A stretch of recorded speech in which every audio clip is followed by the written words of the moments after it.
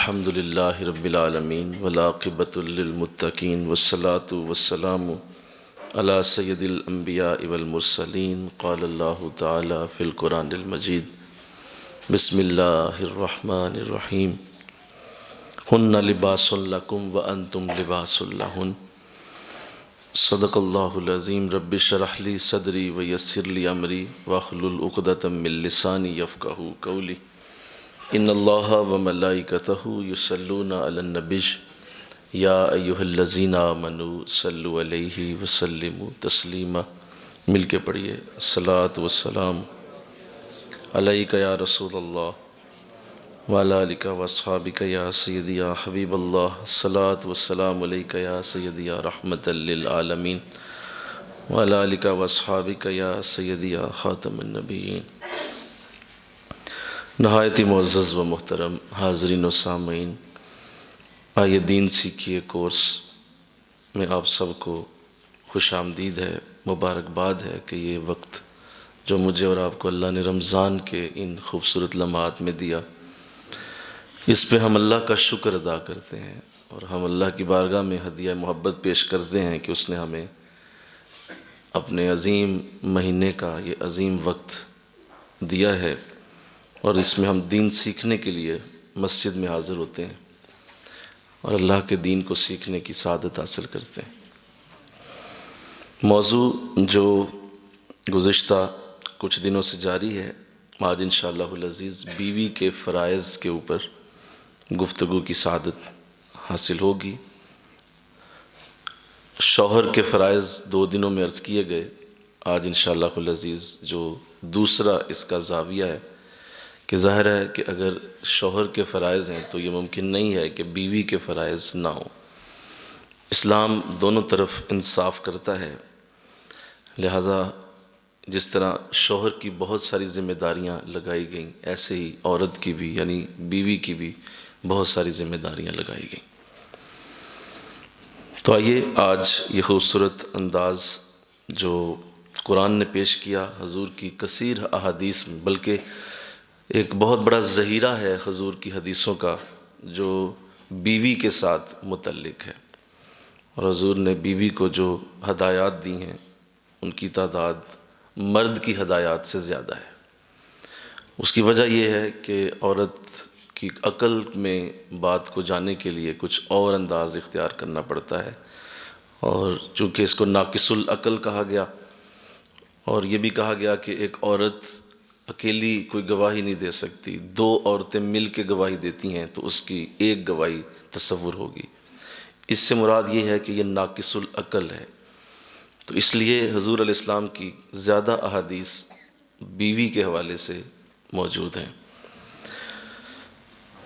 تو بیوی کا رشتہ اپنی جگہ ایک بہت بڑی سعادت ہے، اور نکاح ہو جانا، شادی کے معاملات سے گزر جانا، اللہ نے جس کو سعادت دی کہ اسے بیوی بنایا، تو اس کو چاہیے کہ سب سے پہلے جس چیز کو توجہ میں رکھے، جس طرح میں نے مرد کے حوالے سے عرض کیا تھا کہ اس کو یہ جاننا چاہیے کہ عورت کیا چیز ہے، تو ایسے ہی ایک عورت کو جاننا چاہیے کہ مرد کی عظمت کیا ہے، اور اس کی نظر میں مرد کا مقام وہ نظر ہو، اس کو پتہ ہو کہ مرد کیا ہوتا ہے، اور اللہ رسول نے مرد کو کیا کہا ہے اور مرد کی عزت کا معاملہ کتنا بڑا ہے۔ تو اس کے لیے قرآن نے جو بیان کیا، الرجال قوامون علی النساء، قرآن کہتا ہے کہ مرد عورتوں پہ حکمران ہیں، تو لہٰذا اس کو سب سے پہلا تعارف جو ایک عورت کو مرد کی طرف سے گیا ہے وہ یہی ہے کہ اس نے یہ جاننا ہے کہ یہ ایک حاکم ہے، اور اس کو اللہ نے حکومت کے لیے ہی بنایا ہے، اور مرد کی فطرت کے اندر حکومت ڈالی گئی ہے، اس کی فطرت میں بڑا ہونا رکھا گیا ہے، اور اس کو فطرت کے اندر مضبوطی دی گئی ہے، طاقت دی گئی ہے، اور اس کے جسم کا ڈیزائن بھی اسی طرح بنایا گیا ہے۔ مرد کا جسم، مرد کی جسم کی خاصیتیں یہ آؤٹ ڈور ہوتی ہیں، اس کو اللہ نے قوت دی ہے، مضبوطی دی ہے، یعنی یہ گھر کے باہر کی ذمہ داریاں اٹھا سکتا ہے۔ عورت کی جو خوبی ہے وہ انڈور ہے، انڈور مطلب یہ گھر کے اندر کے لیے پیدا کی گئی ہے، اس کے اندر ایسی نرم و نازکی رکھی گئی ہے جو گھر کے اندر کے معاملات کو سنبھالنے کے لیے استعمال ہوتی ہے۔ تو پہلے نمبر پہ عورت کو یہ جاننا ہے کہ مرد مجھ پہ پہلے ہی اللہ نے حاکم بنایا ہے، لہذا اگر میں اپنی حکومت چاہتی ہوں تو میں سب سے بڑی بے وقوف ہوں، جسے اللہ نے حکومت دی ہے میں اس کی حکومت کے آگے کھڑی نہیں ہو سکتی۔ تو پہلا یہ ایلیمنٹ ہے جو ایک بیوی کو ہر صورت جاننا چاہیے، اور ہر صورت اس کو یہ ذہن میں بٹھا کے وہاں جانا چاہیے کہ میں ایک خادمہ کے طور پہ جا رہی ہوں، میں ایک سبارڈینیٹ کے طور پہ جا رہی ہوں، میرا وہاں پہ جو معاملہ ہوگا وہ ایک خادمہ اور سبارڈینیٹ کی طرح ہوگا۔ تو جب آپ کے ذہن میں یہ ہوگا کہ مرد کی عظمت اللہ نے مجھ پہ رکھی ہوئی ہے اور اللہ رسول نے مجھے اس کا انداز دیا ہے، تو پھر آپ کی اس کے ساتھ دشمنی ختم ہو جائے گی، کیونکہ پھر اللہ رسول ہی اس کے ذمہ دار ہیں جو اللہ نے بیان کیا۔ تو آئیے، آقا دو جہاں صلی اللہ علیہ وسلم سے ایک عورت نے ہی سوال کیا تھا، اور اس کی شادی ہونے والی تھی، تو وہ حضور کی خدمت میں حاضر ہوئیں، کہا حضور میری شادی ہونے والی ہے اور میرا کچھ ہی دنوں بعد نکاح ہے، تو آپ مجھے بتا دیجئے کہ مجھ پہ سب سے زیادہ حق کس کا ہوگا؟ شادی کر لی میں نے جب، تو مجھ پہ سب سے زیادہ حق کس کا ہے؟ تو آقا اسلام نے ارشاد فرمایا تیرے شوہر کا، اس کا حق تجھ پہ سب سے زیادہ ہے، اور اب تو اس کی ہو چکی ہوگی، اس کا معاملہ تیرے ساتھ جڑ چکا ہوگا، لہذا اس کا حق سب سے بڑا ہے۔ اور پھر ارشاد فرمایا، دیکھیے کتنی بڑی یہ بات ہے، اور اس کو لوگ ایسے اگنور کر جاتے ہیں اور صحیح طرح سے سمجھتے نہیں ہیں، میں چاہتا ہوں اس پہ بڑے دھیان سے غور کریں۔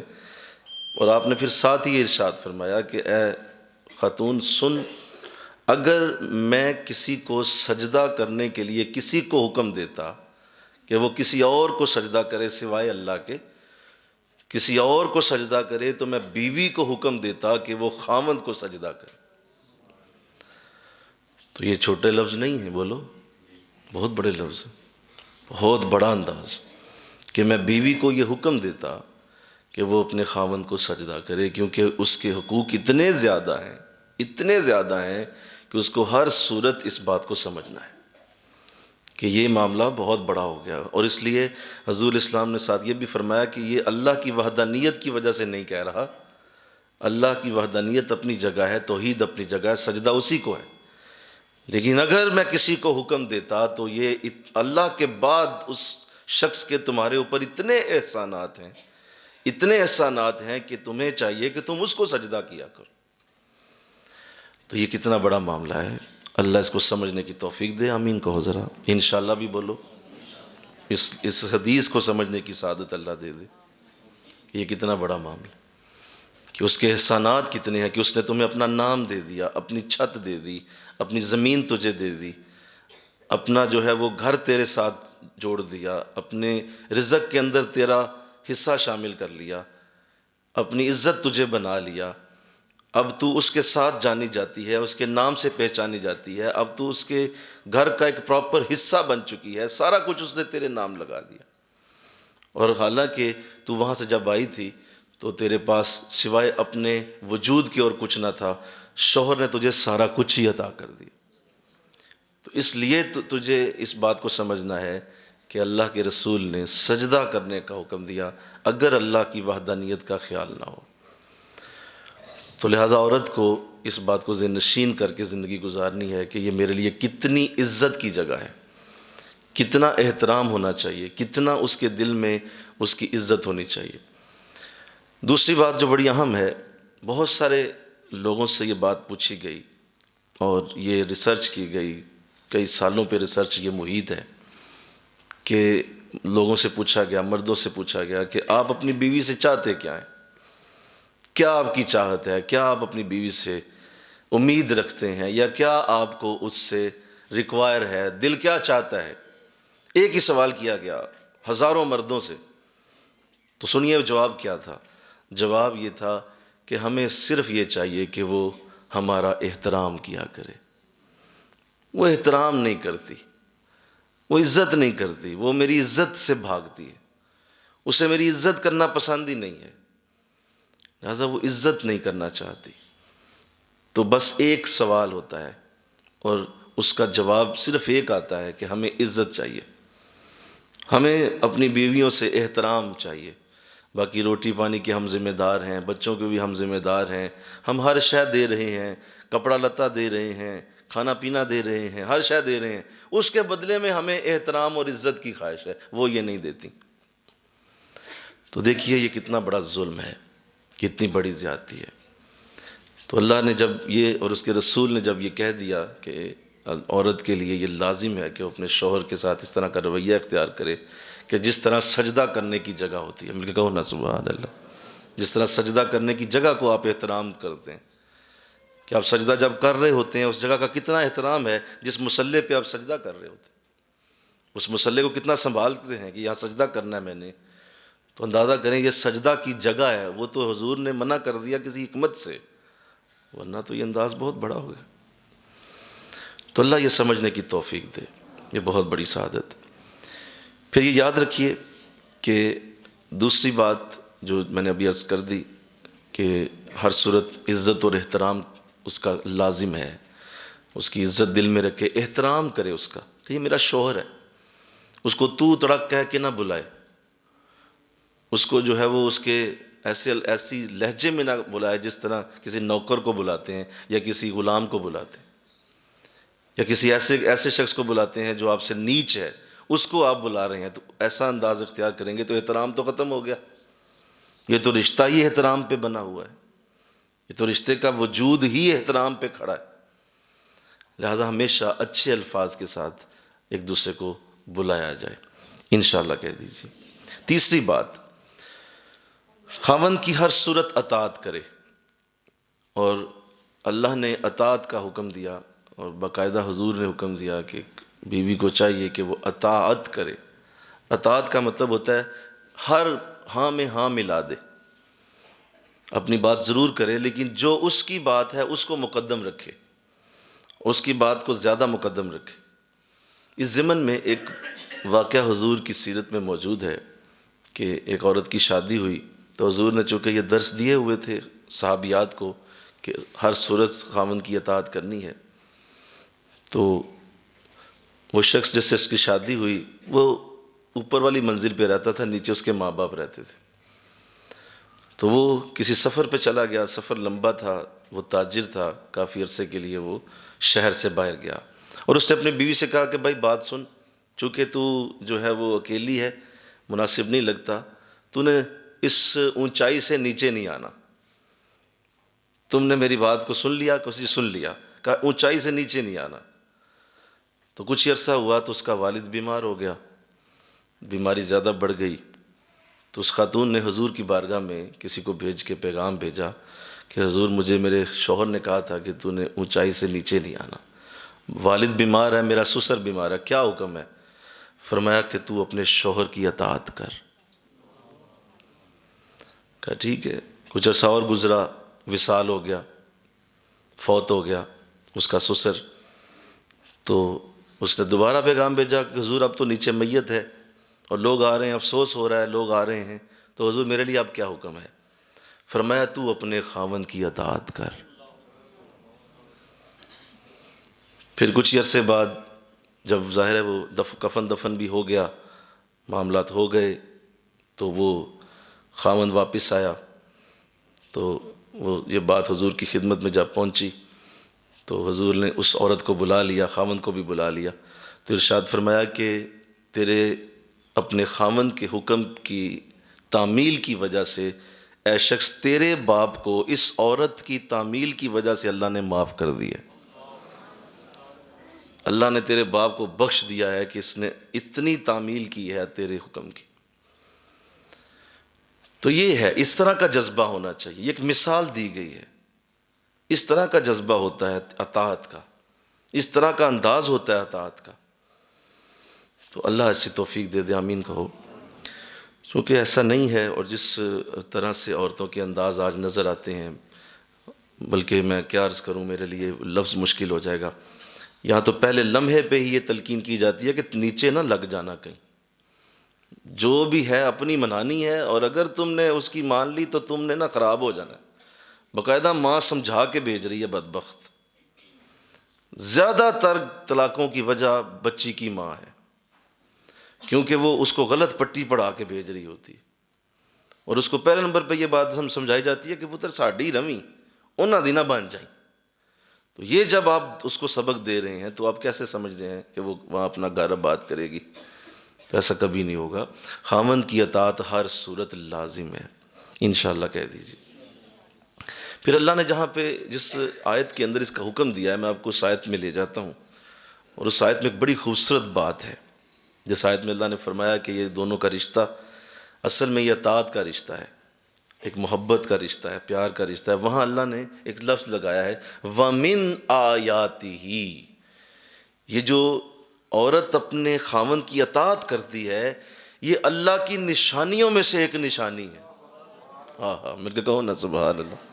جس طرح پہاڑ نشانی ہیں، دریا نشانی ہیں، سمندر نشانی ہے، جس طرح ہوائیں فضائیں اللہ کی نشانیاں ہیں، یہ زمین آسمان ستارے یہ سب اللہ کی نشانیوں میں سے، اس طرح عورت کا اپنے مرد کی، اپنے خاوند کی، شوہر کی اطاعت کرنا بھی اللہ کی نشانیوں میں سے.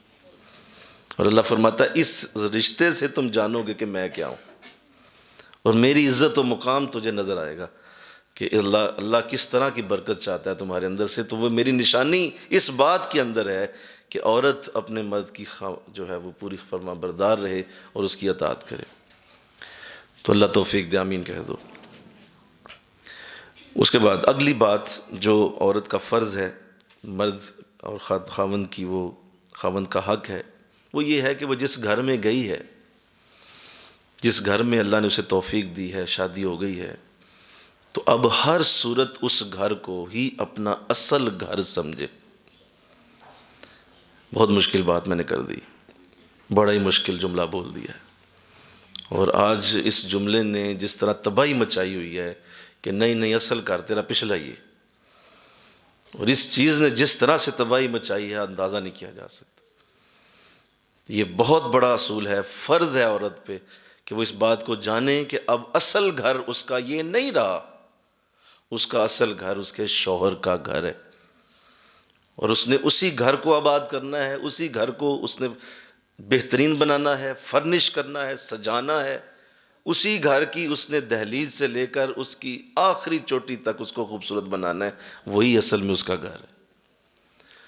تو اگر آپ پہلے ہی اس بات کو سمجھ کے جا رہے ہیں کہ نہیں میں نے وہاں جا کے وہاں دل لگانا ہی نہیں، تو کس طرح سے زندگی گزرے گی، کیا حالات ہوں گے. اور آج آپ دیکھ رہے ہیں جس طرح طلاقوں کی شرح بڑھتی چلی جا رہی ہے، اس کے اندر اس ایلیمنٹ کا بہت بڑا ہاتھ کہ بچی کا دل لگتا ہی نہیں ہے اس گھر کے اندر.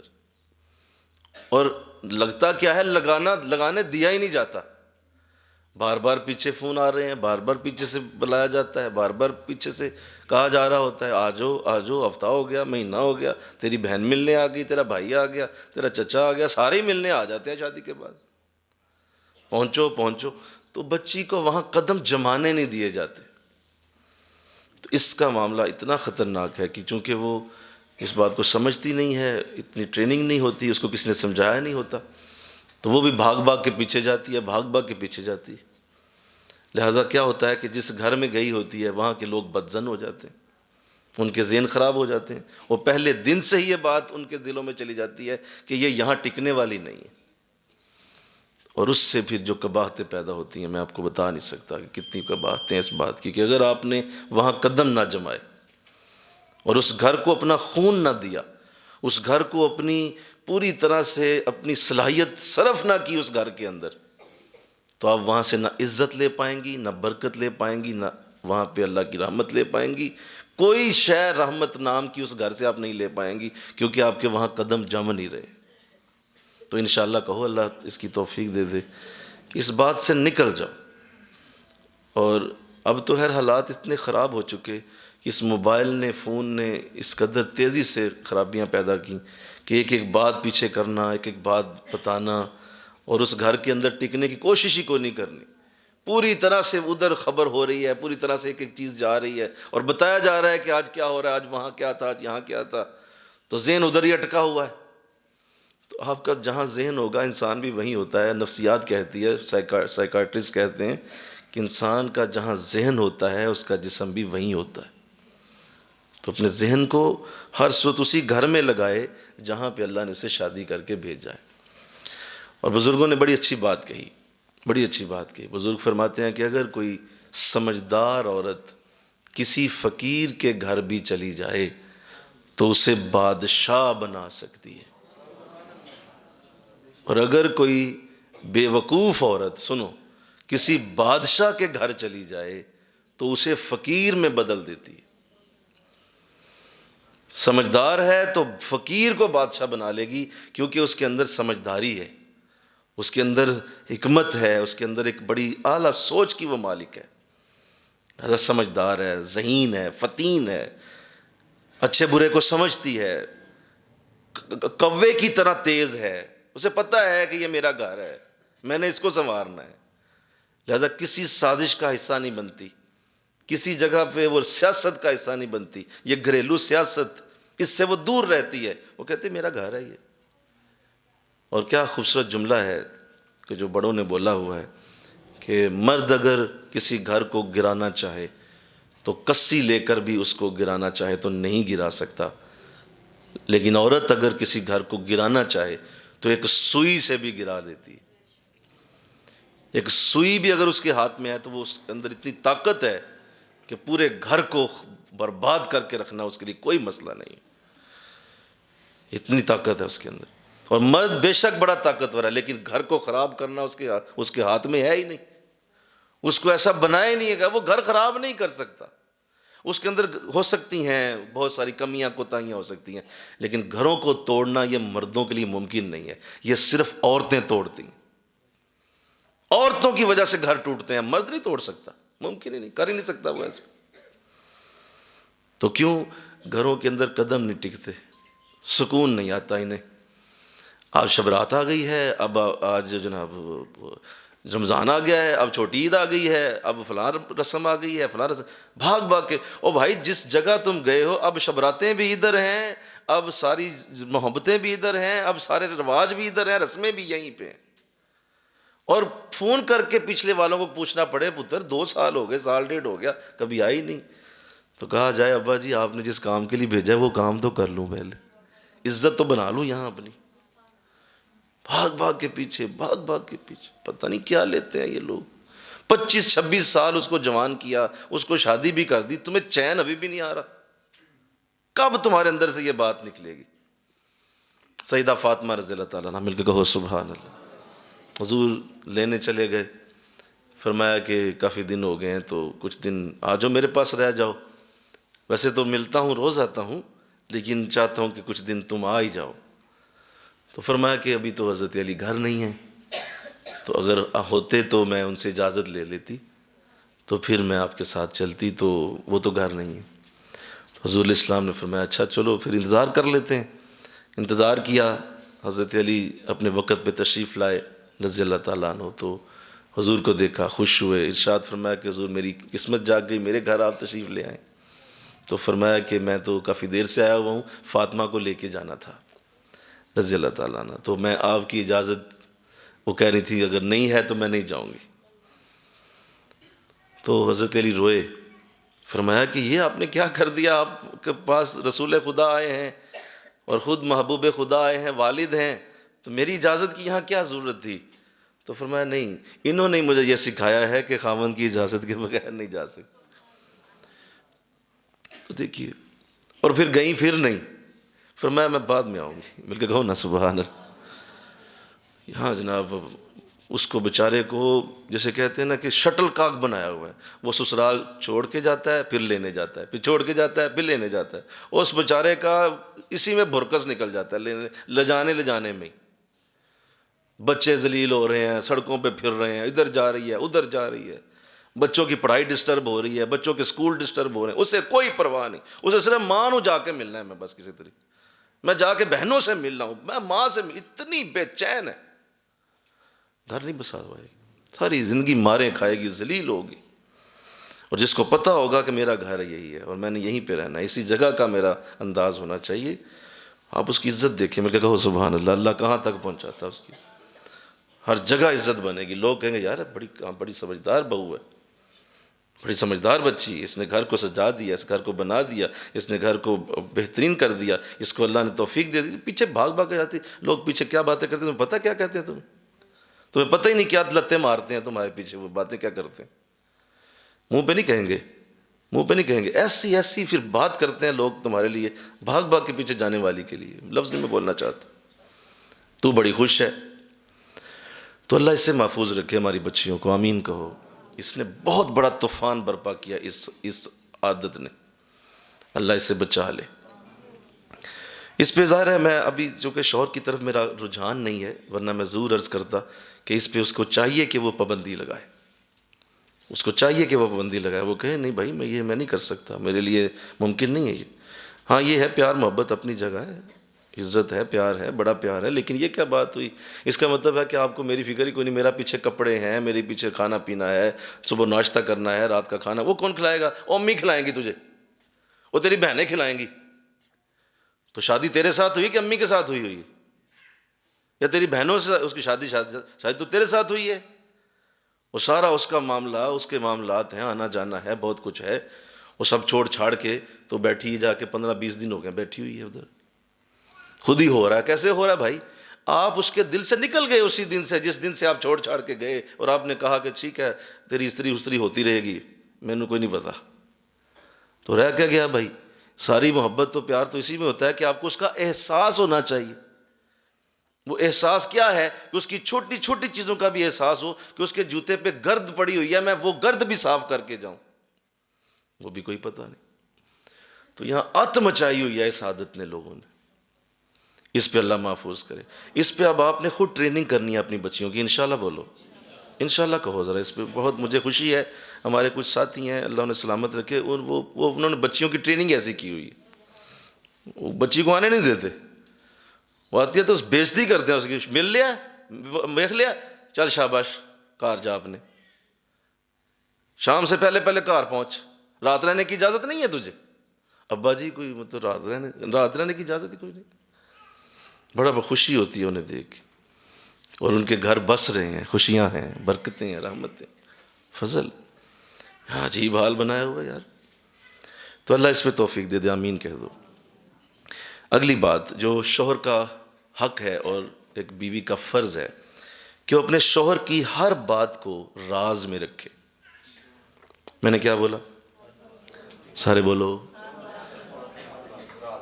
نہیں یہ جھوٹ ہے، نہیں رکھنا راز، مطلب اس کو پروپیگیٹ کرنا ہے، اس کو بتانا ہے، اور جب تک وہ اندر سے نکال نہیں دینا سکون نہیں آنا۔ اور اس سے کیا ہوگا پھر؟ اس سے جو نحوستیں پیدا ہوتی ہیں، جو اس سے زیادہ، اس سے جو نحوستیں وجود میں آتی ہیں وہ اس کا بیان نہیں ہے۔ کہ ایک گھر کی بات تھی، اندر ہوئی تھی، کمرے میں ہوئی تھی، آپ نے اپنی والدہ کو کیوں بتائی؟ اپنے والد سے کیوں ڈسکس کی؟ آپ نے اسے دوسری طرف کیوں بتایا؟ اس کا راز تھا، اس کو کیوں کھولا؟ وہ راز تمہارا میاں بیوی کا آپس کی بات معاملہ تھا، اس کو تم نے کیوں دوسری طرف بیان کر دیا؟ جب کوئی ایسا کرے گا تو بھی اپنی اس عزت کی جگہ سے گر جائے گا جو اللہ نے اسے دیا ہوا تھا۔ اس کے گھروں کی ہر چیز کو سیکرٹ رکھو، سیکرٹ رکھو، کہو بھائی یہ میرا گھر ہے، میرے اندر کے معاملات ہیں، چھوٹی موٹی باتیں ہیں، اس میں کیا ہو گیا؟ اس کو بھی اگر آگے بیان کرو گی تو اس سے لوگ کبھی بھی تمہارے ساتھ اس طرح نہیں چل پائیں گے جس طرح تم چلانا چاہتی ہو، کیونکہ راز بیان کرنا بہت بڑا معاملہ ہے۔ اور آقا اسلام نے ارشاد فرمایا کہ جو شخص کسی کا عیب دوسرے کو بتا دے تو اللہ اسے بھی 7 کمروں کے پیچھے لوگوں کے سامنے لے آئے گا، حالانکہ وہ عیب اس کا اتنا چھپا ہوگا لیکن اللہ اسے بھی باہر لے آئے گا، کیونکہ کسی کا عیب تم نے لوگوں کے سامنے ڈسکس کر دیا۔ تو اس بات کو سمجھا جائے کہ میرے گھر کے جو راز ہیں وہ میرے گھر کے اندر ہی رہنے چاہیے، انشاءاللہ کہو اللہ توفیق دے۔ بڑی اہم بات کرنے لگا ہوں، ذرا دھیان کرنا، بڑی اہم بات کرنے لگا ہوں۔ ایک عورت کا یہ لازم معاملہ ہونا چاہیے اور ایک بیوی کا یہ فرض ہے کہ وہ اپنے اندر مضبوطی پیدا کرے۔ کیا کرے؟ اپنے اندر مضبوطی بنائے۔ کمزور عورت، جس طرح میں نے کل کمزور مرد کا ذکر کیا کہ کمزور مرد جو ہوتا ہے، جو بات کرنے کی صلاحیت نہیں رکھتا، جس کے اندر اتنی خوبی نہیں ہے کہ اپنی بات کو منوا سکے، بات کر سکے، تو وہ کس طرح سے عورت کو ذلیل کرتا ہے، اس گھر کے اندر کیسی ذلالت ہوتی ہے، وہ میں نے کل عرض کیا تھا۔ اسی طرح میں عرض کرتا ہوں کہ جس طرح مرد اگر کمزور ہے تو بڑی سخت تکلیف سے عورت گزرتی ہے، اور اگر عورت کمزور ہے تو سنو، پورا گھر جس طرح سے تکلیف سے گزرے گا تمہیں اندازہ نہیں ہے۔ اپنے اندر مضبوطی پیدا کرو۔ مضبوطی کیا پیدا کرو؟ اپنے رب پہ کامل یقین رکھو، اس سے مضبوطی کہتے ہیں۔ میرا رب مجھے ضائع نہیں ہونے دے گا، میرا رب مجھے رزق کھل کے دے گا، میرا رب مجھے عزتیں عطا کرے گا۔ مضبوطی پیدا کرو اپنے اندر۔ یہ ڈرنا، چھوٹی چھوٹی باتوں سے ڈر جانا، اور بالکل ایک ایسی عورت جس طرح مطلب ہلکی چپکلی نظر آئے اس پہ چیخیں مارنا، چھوٹا سا کیڑا گزر رہا ہے اس پہ جناب پورا جو ہے وہ آسمان سر پہ اٹھا لیا، اتنی چیخیں مار رہی ہے وہ چھوٹا سا کیڑا دیکھ کے۔ وہ اتنی سی بات سے تم ڈر رہی ہو، تم نے زندگی میں کیا کرنا ہے؟ بچوں کو کیا بنانا ہے تم نے؟ ایک عجیب سا کمزوری کا انداز ہے۔ حالانکہ یاد رکھو، سنو، اللہ نے جسمانی طور پہ صرف کمزور بنایا ہے، ذہنی طور پہ عورت مرد سے بھی زیادہ مضبوط ہوتی ہے۔ نہیں سمجھ آئی بات؟ میں پروو کرتا ہوں۔ اگر یہ ذہنی طور پہ مضبوط نہ ہوتی تو اللہ سب سے پہلے قرآن اسے نہ سناتا۔ سب سے پہلے قرآن کو سننے والی عورت ہے، یہ بڑی مضبوط ہوتی ہے ذہنی طور پر۔ جسمانی طور پہ اللہ نے اس طرح کا کریٹ کیا ہوا ہے، لیکن ذہن اس کا بہت بڑا ہوتا ہے۔ لہذا مضبوطی پیدا کی جائے۔ کوئی مسئلہ آ جائے، کوئی دکھ آ جائے، پریشانی آ جائے تو اس پہ اپنے آپ کو مضبوط کیا جائے۔ میں سلام پیش کرتا ہوں اماں خدیجہ رضی اللہ تعالیٰ عنہ۔ حضور آتے ہیں، زملونی زملونی، کمبل دیجئے کمبل دیجئے۔ فرمایا کیا ہو گیا؟ فرمایا ٹھنڈ لگ رہی ہے، ٹھنڈ لگ رہی ہے۔ فرمایا نہیں، مجھے بات بتائیے، آپ کانپ رہے ہیں آپ۔ فرمایا کہ مجھے اے خدیجہ اللہ نے اپنا رسول بنایا، آیات لے کے آیا ہوں، اور اس وقت مجھے ڈر ہے، مجھے میری اپنی جان کا خوف ہے، مجھے اس ذمہ داری کو نبھانا ہے، اور مجھے اپنی جان کا ڈر لگا ہوا ہے کہ میں کس طرح سے اس کو نبھا پاؤں گا۔ اب دیکھیں شوہر اس وقت کس حالت میں تھا۔ حضرت خدیجہ کھڑی ہوتی ہیں، فرماتی ہیں آپ حوصلہ رکھیں، آپ حوصلہ رکھیں، آپ یتیموں کی مدد کرتے ہیں، آپ کمزوروں پہ احسان کرتے ہیں، آپ مہمان نوازی کرتے ہیں، آپ ہمیشہ لوگوں کے ساتھ محبت سے پیش آتے ہیں۔ تسلی رکھیے، میں آپ کے ساتھ ہوں، آپ کو کسی جگہ ناکام نہیں ہونے دوں گی، اور آپ ناکام ہونے والے بھی نہیں ہیں کبھی بھی۔ کیسی تسلی دی بولو! یہ انداز ہونا چاہیے ایک عورت کا۔ اس طرح کے انداز تمہارے اندر ہوں کہ وہ اگر کسی جگہ ٹینشن میں آ گیا ہے، پریشان ہو گیا ہے، معاملات خراب ہو گئے ہیں، کچھ ایسی چیزیں پیش آئی ہیں، تو تم نے کھڑا ہو کے کہنا ہوتا ہے جناب کیا مسئلہ ہے، ہم ہیں نا آپ کے ساتھ۔ یہاں جناب وہ گھر آتا ہے بیچارہ پریشان آیا ہوا ہے، اور اس نے آ کے بتایا ہے کچھ، تو ہے ہی اسی قابل، تو ہے ہی بدبخت، تو ہے ہی بڑا منحوس، تیرے سے بڑا برا کوئی نہیں، تیرے ساتھ یہی ہونا چاہیے۔ آپ نے ختم کر دیا اسے، وہ تو زندہ دفن ہو گیا وہیں پہ۔ اس کا سہارا ہی آپ تھیں، اس کا تو کندھا آپ تھیں، آپ نے اس کو سہارا دینا تھا۔ بھائی بہن کہاں دیتے ہیں؟ کون آتا ہے پاس؟ کوئی بھی نہیں پاس پھٹکتا۔ یہ بیوی ہوتی ہے جو کندھا دیتی ہے، ساتھ کھڑی ہوتی۔ آپ نے سہارا دینا تھا، آپ نے کیا کہہ دیا آگے سے؟ بھائی جیسا بھی مسئلہ تھا، تمہیں سیدہ خدیجہ کے اس اسوہ کو سامنے رکھنا چاہیے کہ حضور میں موجود ہوں، حاضر ہوں۔ تو آقا فرماتے ہیں سنیے حضور نے جب یہ سنا نا، تو آپ فرماتے ہیں مجھے یوں لگا جیسے آسمانوں پہ بادل چھٹ گئے ہیں اور سورج کی روشنی میرے سامنے آیا ہوگی۔ مجھے لگا میرے سارے دکھ ختم ہو گئے جب خدیجہ نے یہ باتیں کی میرے ساتھ۔ یہاں جناب ایسی بات ہی کمزور اتنی ہے کہ ذرا سی بات پہ مرنے مارنے پہ اتر آتی۔ تو بھائی زندگی کیسے گزرے گی؟ زندگی صرف خوشیوں کا نام نہیں ہے، بہت سارے دکھ آنے ہیں ابھی آپ کی زندگی۔ بولو آنے کے نہیں آنے؟ سارے بولو ذرا۔ بہت سارے دکھ آنے ہیں، مسائل آنے ہیں، بچوں کے مسائل ہیں، گھر کے ہیں، باہر کے ہیں، پانی روٹی ہے، بہت ساری رزق کے مسائل ہیں، آپ کی جو ہے وہ کمائی کے مسائل ہوتے ہیں، مال کم ہو جاتا ہے، بڑھ جاتا ہے، بہت کچھ، بیماری آنی ہے، ابھی بہت ساری پریگننسیاں ہونی ہیں، پھر بہت ساری ڈی این سیاں ہونی ہیں، پتہ نہیں کیا کیا زندگی میں آنا ہے۔ تو آپ مضبوط ہی نہیں ہیں تو ہر روز جئیں گے اور ہر روز مریں گے۔ ہاں جی، روزانہ جینا ہوگا اور روزانہ مرنا ہوگا آپ نے۔ اور اگر آپ مضبوط ہیں تو آپ کو کوئی غمگین نہیں کر سکے۔ اپنے اندر مضبوطی پیدا کریں. انشاءاللہ کہو. اللہ توفیق دے. اپنی بچیوں کو مضبوط بناؤ، ان کو یہ باتیں بٹھا کے سناؤ کہ بیٹا یہ چیزیں ہونی ہوتی، تمہارے ساتھ بھی ہونی ہیں. اور سسرال اس کو سمجھا کے بھیجو کہ سسرال جو ہے وہ ایک چکی کی طرح ہے، وہ تمہیں پیس کے رکھ دے گا. ہاں جی، تم جو پھولوں کی سیج پہ نہیں جا رہی ہو، اس کو سمجھا کے بھیجو کہ وہاں جاتے ہی تمہیں یہ جو کہہ رہے ہیں نا، جو رشتہ دیکھنے آئے ہیں، شروع میں بڑا پیار کرتے ہیں، پوچھے ڈالتے ہیں، ہماری بچی ہوگی، آپ تسلی رکھیں، میری اپنی بیٹی کی طرح پالوں گی، میں بڑا پیار کروں. پیار دے گی بار بار ساس، وہ صرف 5-6 مہینے ہے. اس کے بعد سسرال کے وہی رونے روٹے جو ساری زندگی کے چلتے ہیں.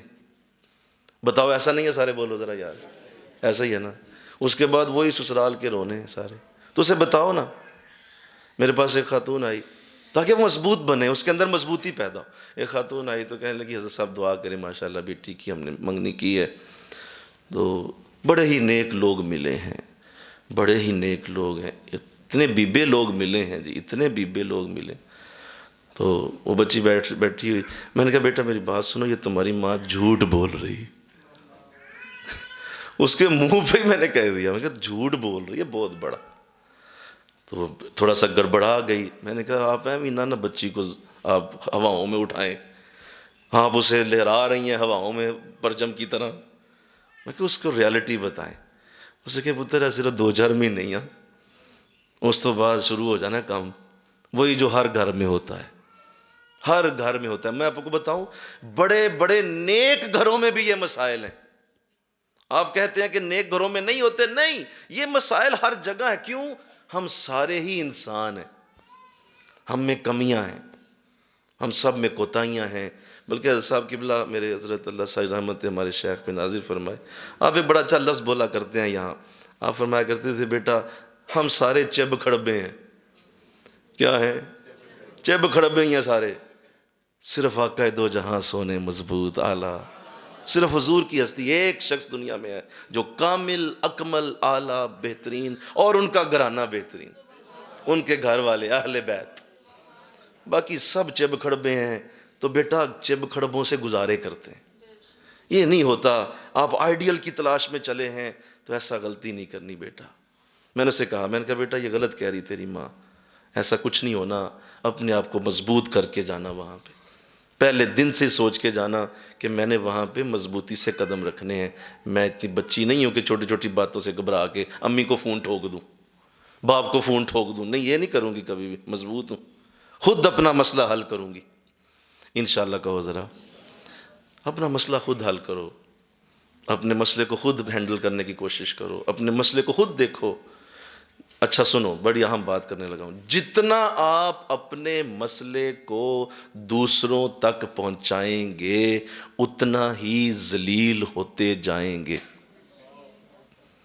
کچھ ہونے والا نہیں ہے. کوئی تمہارا وہ مسئلہ حل نہیں کر سکتا. نہ ماں کر سکتی ہے، نہ تمہارا بھائی کر سکتا ہے، نہ تمہارا باپ کر سکتا ہے. وہ آئیں گے تو مسئلہ بگڑے گا. بیٹھیں گے، پنچایتیں ہوں گی، بعد میں کیا ہوگا؟ بولو، معافی تلافی. کیا ہوگا جی؟ بول دو، معافی تلافی ہوگی.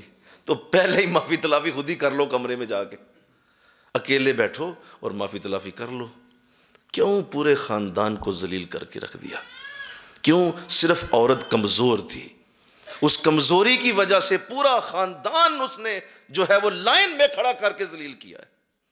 اور بعد میں کیا ہوا؟ ذرا سارے بولو. تو پہلا نہیں سی ہو سکتی؟ پہلے بھی کر لیتی. کیوں لوگوں کو بلا بلا کے تم نے مسئلے بتائے؟ کیوں لوگوں کو بلا بلا کے سارا کچھ کیا؟ یہ نہ کرو. کام وہی ہے جو بعد میں وہی ہونا ہے. تو تسلی سے اپنے مسائل خود حل کرو، مضبوطی پیدا کرو اپنے اندر، اور اپنے گھر والوں کو یہ بتا دو کہ مجھ سے بڑا مضبوط کوئی نہیں ہے، مجھ سے بڑا کوئی مضبوط نہیں ہے. میں کروں گی مسئلے حل خود اپنے.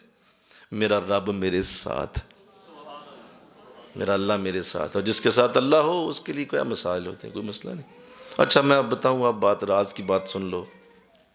بڑی خاص بات ہے، بڑی ہی خاص بات ہے. انشاءاللہ کہو ذرا. ذرا ہوش ہے آپ سب کو؟ نیند تو نہیں آ رہی؟ یہ بڑی اہم بات کرنے لگا ہوں. یقین کریں 4 مسائل سے زیادہ دنیا میں کوئی مسائل نہیں ہے. 4 مسئلے ہیں دنیا میں، 5واں کوئی لا کے دکھائے، میں یہاں قرآن کھول کے بیٹھا ہوں، مجھے اس کا نام ہی بتا دے کہ وہ 5واں مسئلہ کیا ہے۔ 4 ہے صرف۔ نمبر 1 مال کا مسئلہ، نمبر 2 اولاد کا مسئلہ، نمبر 3 بیماری کا مسئلہ، اور نمبر 4 عزت کا مسئلہ۔ یہ 4 مسائل ہیں۔ سارے بولو کتنے ہیں؟ نمبر 1 مال، کم زیادہ ہوتا رہتا ہے۔ نمبر 2 اولاد، کسی کو اللہ دیتا ہے کسی کو نہیں دیتا، کسی کو بیٹیاں دے دیتا ہے کسی کو سارے بیٹے دیتا ہے، کسی کو دونوں ہی نہیں دیتا، کسی کو مکس کر کے دے دیتا ہے، بیٹیاں بیٹے دونوں دیتا ہے، اولاد ہو گئی۔ نمبر 3 بیماری، کوئی بیمار ہے زیادہ ہے، کوئی کم ہے، کسی کو کوئی ہے کسی کو کوئی ہے، بیماری ہے، کوئی ٹھیک ہو جاتا ہے پھر بیمار ہو جاتا ہے پھر ٹھیک ہو جاتا ہے، تو یہ چلتا ہے، بیماری صحت یہ چلتی ہے۔ اور عزت، کسی کی عزت اللہ کبھی کم کرتا ہے کبھی بولو زیادہ کرتا ہے، کبھی بہت سارے لوگ عزت کرنے لگتے ہیں کبھی کوئی بھی نہیں کرتا، کبھی آپ کو بہت لوگ پوچھیں گے کبھی کوئی بھی نہیں پوچھے گا، کبھی آپ کا اپنا ہی آپ کو ذلیل کر جائے گا، کبھی غیر آپ کو عزت دے دیں گے۔ تو یہ ایسے معاملات ہیں، چاروں چیزیں، اس میں اللہ کسی شخص کی کوئی بات نہیں سنتا، یہ اس کا اپنا نظام ہے، وہ جس کو جس طرح چاہے دیتا چلا جاتا ہے۔ اس پہ پریشان ہونا چھوڑ دو، یہ چاروں چیزیں اللہ کے ہاتھوں میں ہیں، تمہاری کوئی بات نہیں سنے گا۔ کتنی مزے کی بات ہے بولو، تمہاری کوئی بات نہیں سنے گا۔ وَلَنَبْلُوَنَّكُمْ بِشَيْءٍ مِّنَ الْخَوْفِ وَالْجُوعِ وَنَقْصٍ مِّنَ الْأَمْوَالِ وَالْأَنفُسِ وَالثَّمَرَاتِ۔ سنو میری بات، میرے بندوں میری بات سن لو، میں آزماؤں گا تمہیں بھوک دے کر، خوف دے کر، جانوں کا نقصان، مالوں کا نقصان کر کے، میں تمہاری کھیتیاں اجاڑ دوں گا۔ وَبَشِّرِ الصَّابِرِينَ، اور اگر صبر کرو گے تو میں بڑی تمہیں خوشخبری دیتا ہوں، باز میں نے کوئی نہیں آنا۔ تم نماز پڑھ کے روکنا چاہتے ہو، پڑھ لو نمازیں، بیماری پھر ڈالوں گا تیرے اوپر۔ تو جا کے تعویذ لا کے چاہ رہی ہے حضرت صاحب اتنی بڑی دعا کریں تیری بیماری دور ہو جائے، دور کر دیتے ہیں، چلے میرے بندے نے سفارش کر دی، ہم نے بیماری دور کر دی، 6 مہینے بعد دوبارہ ڈال دیں گے، پھر ڈالیں گے تمہارے اوپر، نہیں چھوڑیں گے۔ مال کم ہوگا زیادہ ہوگا، کبھی چوری ہو جائے گی، کبھی ڈکیتی ہو جائے گی، کبھی جیب سے گر جائے گا، کبھی دکان پہ گاہک کم ہو جائیں گے، یہ کریں گے ہم۔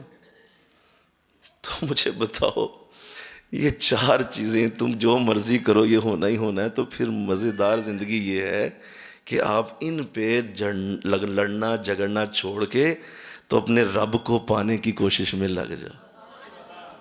آپ کے مولا یہ تو مجھے پتہ ہے، بیٹا تو نے دینا ہی دینا ہے، بیٹی اگر دینی ہے تو بولو دینی دینی ہے، دونوں دینی ہے، یا تو بانجھ رکھنا چاہتا ہے فابہا، تیری مرضی ہے، تو نے کچھ نہیں دیا، تیرا انداز ہے مولا، میں تیرے آگے سرنڈر کرتی ہوں، میں تیرے آگے اپنے آپ کو ہراتی ہوں، تجھے کہتی ہوں میرے مولا تو جیت گیا مجھ سے، تو جیت گیا میں ہار گئی۔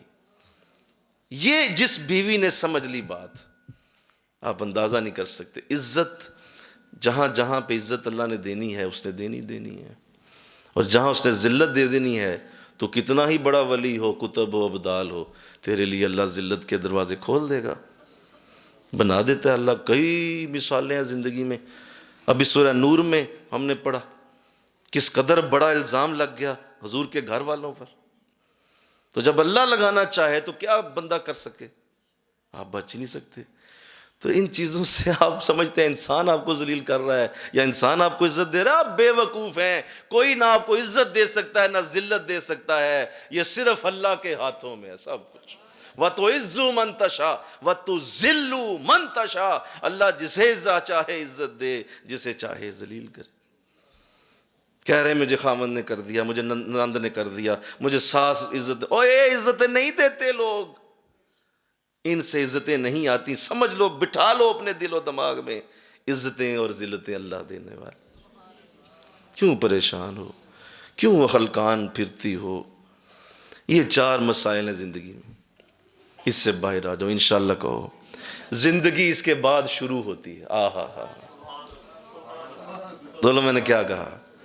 اس کے بعد شروع ہوتی ہے، ان 4 چیزوں کے بعد، اس سے نکل جاؤ، ہم حاضر ہیں مولا تیرے آگے۔ جب تو نے قرآن لکھ دیا، قرآن میں بتا دیا، اس میں کوئی یہ بھی نہیں لکھا اچھا نبیوں کو ہم چھوڑ دیں گے، یہ بھی نہیں لکھا، ولیوں کو چھوڑ دیں گے، نہیں لکھا، نمازیوں کو چھوڑ دیں گے، حاجیوں کو چھوڑ دیں گے، عمرے والے کو چھوڑ دیں گے، قرآن والوں کو چھوڑ دیں گے، نہیں، یہ تو اس کا نظام ہے، یہ سب کو وہ دے گا۔ ہاں یہ ساری چیزیں جب کوئی کرتا ہے تو اللہ وہ چیزیں دیتا بھی ہے اور نقصان بھی نہیں ہونے دیتا کسی کا۔ غم آئے گا نقصان نہیں ہوگا، مال جائے گا نقصان نہیں ہوگا، عزت میں کمی آئے گی نقصان نہیں ہوگا۔ کیوں؟ کیونکہ تو اللہ کا نمازی آدمی ہے یار، تو نیک آدمی ہے، اللہ تجھے نقصان میں نہیں جانے دے۔ ہاں تو کہے کہ وہ تجھ پہ یہ ڈالے نا، تو یہ کوئی نہیں ہونا۔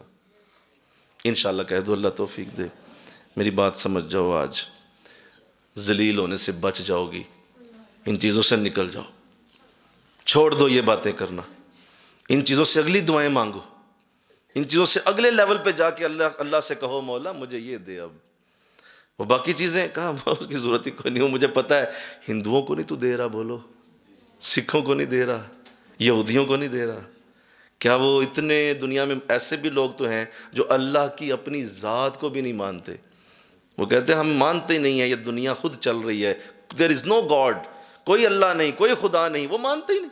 تو جب انہیں بھی تو اولاد دے دیتا ہے، انہیں بھی تو روٹی کھانے کو دے رہا ہے، تو میں تو پھر تیرے محمد کی امتی ہوں صلی اللہ علیہ وسلم، مجھے کیوں نہیں ملے گا؟ وہ اتنے لوگوں کو تو دے رہا، مجھے کیوں نہیں؟ ایک سانپ کو ملتا ہے، شیر کو ملتا ہے، ایک پرندے کو کھانے کو مل جاتا ہے، میں تو پھر انسان ہوں، مجھے اللہ کیوں رزق نہیں دے گا؟ کتنی خوبصورت باتیں ہیں یہ، نہیں سمجھتی؟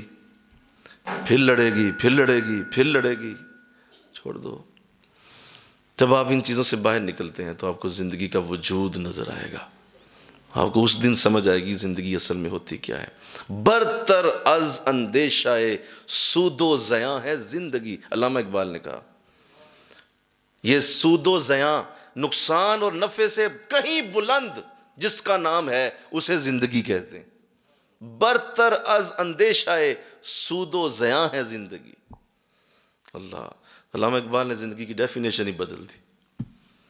ہم ساری زندگی اسی پہ لگے رہتے ہیں، نماز بھی اسی لیے پڑھ رہے ہیں، روزہ بھی اسی لیے رکھ رہے ہیں، نیکی بھی اسی لیے کر رہے ہیں، کسی طرح رزق مینٹین رہے، ہو مینٹین کبھی نہیں رہنا، کبھی نہیں رہنا، وہ کہیں نہ کہیں کمی آئے گی، کہیں نہ کہیں تمہیں نیچے آنا ہوگا۔ تو اللہ توفیق دے دے، لہذا اللہ سعادت دے دے۔ آخری بات آج ابھی کر دوں، کل اس کو بھی جاری رکھوں گا۔ آخری بات، کبھی بھی میرے بیٹو میری بیٹیوں سنو میری بات، میں تم سے مخاطب ہوں اور میں تم سب کو نصیحت کرنے لگا ہوں، کبھی بھی آئیڈیل زندگی نہیں ہو سکتی۔ کیا میں نے بولا؟ نہیں آپ ذرا چپ رہیں، بیٹو آپ بولو سارے، کیا میں نے بولا؟ سارے بولو، کبھی بھی زندگی آئیڈیل نہیں ہو سکتی، اللہ آئیڈیل نہیں بننے دیتا۔ اگر اللہ زندگی آئیڈیل بنا دینا تو پھر کوئی اس کا سجدہ نہ دے، کوئی اس کو یاد نہ کرے، کوئی اس کی مسجدوں میں نہ آئے، کوئی اس کے نبی کی طرف رخ نہ کرے، کیونکہ سب کو مل گیا، ہر شے دے دی اس نے، تو کون آئے گا اس کا ذکر کرنے؟ کون آئے گا؟ آج دیکھ لو، آج روزے ہیں، اس وقت انداز دیکھیں کیا ہے اور کس طرح کی حالت ہے۔ یہ دیکھیے مسجدیں آباد ہیں تو غریبوں سے ہی آباد ہیں، بولو۔ مسجد ہوتی ہے، مسجد میں آ کے ہوتے ہیں صف آرا تو غریب، نام لیتا ہے اگر کوئی ہمارا تو غریب، زحمت روزہ جو کرتے ہیں گوارا تو غریب۔ یہ غریب ہی ہوتے ہیں جو روزے رکھتے ہیں، مسجدوں کو آباد کرتے ہیں، کیوں؟ نہ کچھ ہے کوئی نہیں ہوتی، ان کے پاس ہے کوئی نہیں، لہٰذا یہ اٹھ کے آ ہی جاتے ہیں، یار کی کرنا ہے یار، چلو اللہ نے تو راضی کریے، کیوں؟ پلے شے کوئی نہیں، جیب میں کوئی شے نہیں ہے، لہٰذا کمی ہے، ان کمیوں سے پھر یہ آتے ہیں مسجدوں میں۔ دیکھ لو کتنے ہیں جو امیر ہیں اور جن کے پاس باہر کو گاڑیاں کھڑی ہیں، دیکھو ذرا، اور آ کے درس میں بیٹھا ہوا ہے کوئی، کون ہے؟ سارے موٹر سائیکلوں والے بیچارے ہو رہے، لیٹر پٹرول بھی نہیں ہے وچ، تو بیچارے آ کے بیٹھے ہوئے، کیوں؟ غریب ہے۔ ایسا اصل چیز سمجھ جاؤ، اللہ آئیڈیل کبھی نہیں زندگی ہونے دے گا، کیوں؟ اس نے کمیاں رکھنی ہیں تاکہ میرا نام لوگ لیتے رہیں۔ میری یاد میں لوگ آتے رہیں، بیٹھتے رہیں اور میری یاد کو اپنے دلوں میں بسا کے رکھیں. مولا اے بیمار ہو گیا ہوں ذرا کرم کر دے، مولا اے کاروبار کٹ گیا وظیفہ شروع کراؤ. بس اسی میں لگا رہے گا ساری زندگی. وہ اصل میں وظیفہ تجھے اس مال کے لیے نہیں دے رہا، وہ وظیفہ اپنی یاد کے لیے تجھے دے رہا.